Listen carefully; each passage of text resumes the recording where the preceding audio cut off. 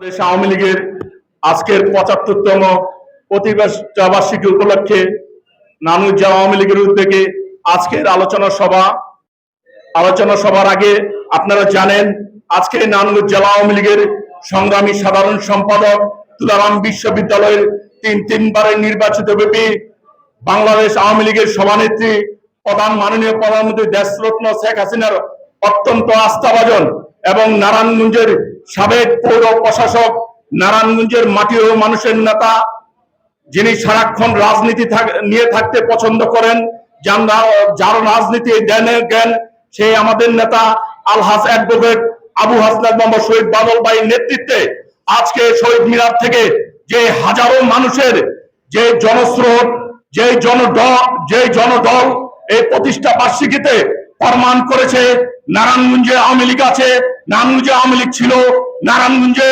সারা বাংলাদেশে আওয়ামী লীগ থাকবে।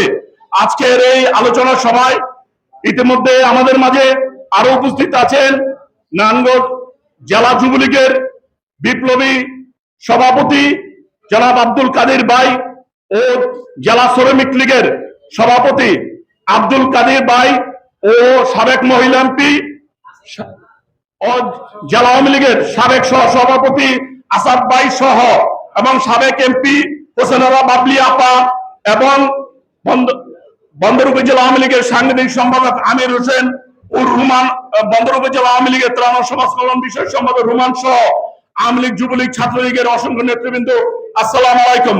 আজকে প্রতিষ্ঠা বার্ষিকী উপলক্ষে আপনারা জানেন আওয়ামী লীগের ইতিহাস এক ঐতিহ্যবাহী ইতিহাস। যেই দল সৃষ্টি হলো 1949 সালে ঢাকার রোজ গার্ডেনে, সেই দল প্রতিষ্ঠিত হওয়ার পর থেকে আন্দোলন সংগ্রাম থেকে বাংলাদেশের ভূপৃষ্ঠ থেকে একটি বাংলা স্বাধীনতার অগ্রগামী মানুষের জন্য একটি দেশ মানচিত্রের মধ্যে একটি দেশ আনতে চেয়েছিল সেই বঙ্গবন্ধু যখন বাংলাদেশ আওয়ামী লীগের নেতৃত্ব নিলেন, সেই নেতৃত্ব নেওয়ার পর থেকে এই দেশকে বাংলাদেশের মধ্যে এই বিশ্বের মধ্যে আবির্ভূত করার জন্য 7ই মার্চে একটি ডাক দিলেন ওই পশ্চিম পাকিস্তানিদের কাছ থেকে আমাদের দেশকে মুক্ত করতে হবে। এবারে এই সংগ্রাম স্বাধীনতার সংগ্রাম, এবারের সংগ্রাম আমাদের মুক্তির সংগ্রাম। সেই বঙ্গবন্ধু যার জন্ম না হলে আজকে আমি এইখানে দাঁড়িয়ে কথা বলতে পারতাম না, আজকে বাংলাদেশের মানুষ স্বাধীনভাবে চলাফেরা করতে পারতাম না। ওই পাকিস্তানিদের কাছে আমরা হয়তো নিষ্পেষিত হতে থাকতাম। ওরা জানেন না কি অত্যাচার, কি নির্যাতন কি করেছে এই দেশের মানুষের মা বোনদের ইজ্জত নিয়ে।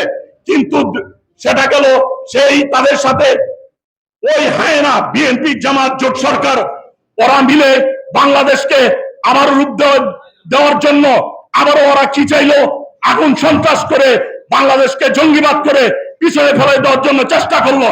কিন্তু মাননীয় প্রধানমন্ত্রী দেশরত্ন শেখ হাসিনা 1981 সালে বাংলাদেশে পদার্পণ করেন। তার নেতৃত্বে বঙ্গবন্ধুর মাথাকে উঁচু করে দাঁড়ানোর জন্য, বাংলাদেশকে উঁচু করে দাঁড়ানোর জন্য পরপর তিনি আবার বাংলাদেশের দায়িত্ব কাঁধে নিলেন এবং দায়িত্ব কাঁধে নিয়ে নানা চড়াই উৎপাত পেরিয়ে উনি আবারও বাংলাদেশের ক্ষমতা আসীন হলেন। সেই নেত্রী, আমার নেত্রী, মানবতার মা জননেত্রী শেখ হাসিনা আজকে প্রধানমন্ত্রী আছেন।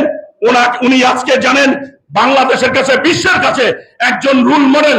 বাংলাদেশের বাইডেন ওনার কাছ থেকে সময় নিতে হয়, ভারতের প্রধানমন্ত্রীর ওনার কাছ থেকে সময় নিতে হয়, রাশিয়ার প্রধানমন্ত্রী ওনার কাছে সময় নিতে হয়, চীনের প্রধানমন্ত্রী ওনার কাছে সময় নিতে হয়। কোন জায়গায় আজকে আমাদের বাংলাদেশকে নিয়ে গেছে। আমি তার দীর্ঘায়ু ও সাফল্য কামনা করছি এবং সেই সাথে আমার অভিভাবক নারায়ণগঞ্জ জেলা আওয়ামী লীগের সংগ্রামী সাধারণ সম্পাদক, আজকে একটু আগে এক সোনারগাঁয়ের এক জনপ্রতিনিধির সাথে কথা বললাম। উনি বলল ভাই বাদল ভাই সকালে 10টায় সোনারগাঁয়ে আসলো, ভাই আমরা অক্লান্ত পরিশ্রম হয়ে গেছি, কিন্তু এখনো উনি এই শরীর নিয়ে মাননীয় এমপি সাহেবের সাথে যেভাবে উনি মিছিলে থেকে সামনে থেকে নেতৃত্ব দিল, ভাই আমরা হরান হয়ে রাস্তার মধ্যে 2-3 বার চিত হয়ে গেছি। আমি বললাম বাদলের ইতিহাস এখন আমাদের মাঝে উপস্থিত হয়েছেন নারায়ণগঞ্জ জেলা আওয়ামী লীগের সংগ্রামী সভাপতি বীর মুক্তিযোদ্ধা আব্দুল্লাহ ভাই আমাদের মাঝে এসে উপস্থিত হয়েছেন। আব্দুল্লাহ ভাই তাই উনি আমি বললাম ভাই বাদল ভাইয়ের ইতিহাস, তার রাজনৈতিক ক্যারিয়ার যদি আপনি টান দিতে যান আমি বাংলাদেশের সারা বাংলাদেশের মিলে আমি আর 30 সেকেন্ড কথা বলে আমি আমার সত্যিত বক্তব্য শেষ করব। আমি বললাম ভাই, সারা বাংলাদেশের মধ্যে হয়তো কেউ জানে না, যদি বাদল ভাইয়ের রাজনীতি ইতিহাস টানা হয়, সারা বাংলাদেশের সিবিসি টান দিলে আর 5 জন লোকের ইতিহাস এই বাদল ভাইয়ের মতন ইতিহাস পাবেন কিনা সন্দেহ। তাই আমরা তার নেতৃত্বে রাজনীতি করি, তার সাথে আছি, এবং নারায়ণগঞ্জে আওয়ামী লীগকে সুসংগঠিত করার জন্য আমরা ইনশাআল্লাহ দোয় আমরা এগিয়ে যাব। এই বলে আমি আমার সংক্ষিপ্ত বক্তব্য শেষ করছি। জয় বাংলা, জয় বঙ্গবন্ধু।